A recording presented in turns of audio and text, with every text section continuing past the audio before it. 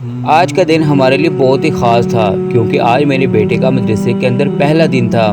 اللہ تعالیٰ ہر بچے کو دین کی تعلیم حاصل کرنے کی توفیق عطا فرمائے، آمین آمین۔ صبح جب میں اٹھا تو بہت زیادہ تنگ کر رہا تھا کہ پاپا میں نے ابھی نہیں جانا۔ میں نے اس کو پیار سے سمجھایا کہ بیٹا جب تم مدرسے کے اندر جاؤ گے تو اس کی وجہ سے اللہ تمہاری دنیا بھی اچھی کریں گے اور آخرت بھی اچھی کریں گے۔ آخر کار وہ مان گیا، اسے پیار سے میں چھوڑ کے آیا۔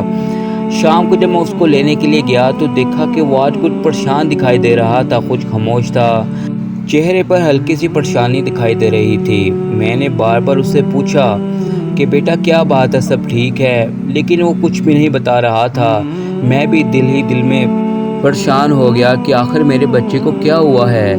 پھر جب ہم دکان پر پہنچے تو دوبارہ پیار سے پوچھا۔ اس نے بڑی معصومیت سے کہا، بابا مجھے بوتل پلا دیں اور چپس بھی کھلا دیں۔ ہم سب ہنسنے لگے کہ یار اتنی سی بات تھی، بس پھر کیا تھا، اس کی یہ چھوٹی سی خواہش میرے لیے بہت بڑی تھی۔ فوراً اس کے لیے بوتل اور چپس منگوائی۔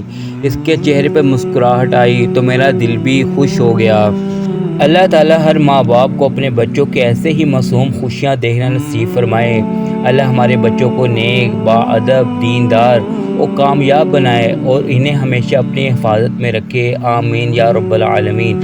شام کو جب ہم گھر آئے تو ماشاءاللہ میرا بیٹا اپنے کمرے میں بیٹھ کر قرآن پاک کی تلاوت کر رہا تھا۔ وہ منظر دیکھ کر دل کو بہت سکون ملا۔ اللہ تعالیٰ ہمارے گلوں کو ہمیشہ قرآن کی آواز سے آباد رکھے، آمین۔